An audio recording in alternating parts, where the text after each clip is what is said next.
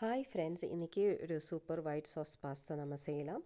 கொஞ்சம் தண்ணியில் உப்பு சன்ஃப்ளவர் ஆயில் சேர்த்து மேக்ரோனி 7 நிமிஷம் வேக வைக்கலாம். 90% வெந்ததும் அது நம்ம வடிகட்டி எடுத்து வச்சுக்கலாம். ஒரு பாத்திரத்தில் கொஞ்சம் பட்டர் போட்டுட்டு பூண்டு சின்னதாக கட் பண்ணி அதை நம்ம போட்டு நல்லா வணக்கிக்கலாம். அதுக்கப்புறம் ஒரு பெரிய வெங்காயம் சின்னதாக கட் பண்ணி நம்ம அதில் போட்டுட்டு வணக்கிக்கலாம்.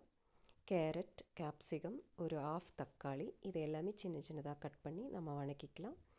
இது ஆஃப் பாயில் தான் ஆகணும். இதில் நம்ம உப்பு போட்டு வணக்கி எடுத்து வச்சிடலாம்.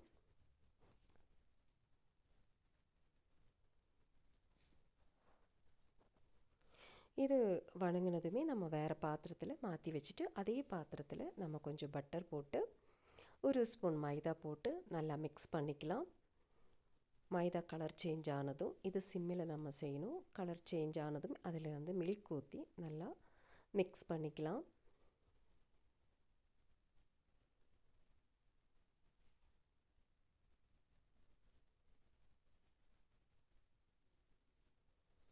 நம்ம வணக்கி வச்ச வெஜிடபிள்ஸ் அதில் போட்டு நல்லா மிக்ஸ் பண்ணிக்கலாம். நமக்கு தேவையான அளவுக்கு சில்லி ஃப்ளெக்ஸ் கொஞ்சம் போட்டுட்டு பெப்பர் தூள் கொஞ்சம் போட்டுக்கலாம். ஒரிகானோ கொஞ்சம் போட்டுக்கலாம். உப்பு வேணும்னா மட்டும் நம்ம சேர்த்துக்கலாம்.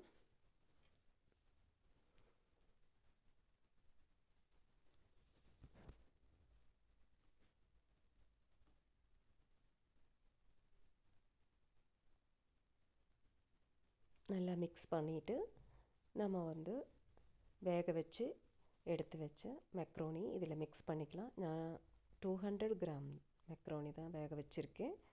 வெஜிடபிள்ஸ் தான் அதிகமாக எடுத்திருக்கேன்.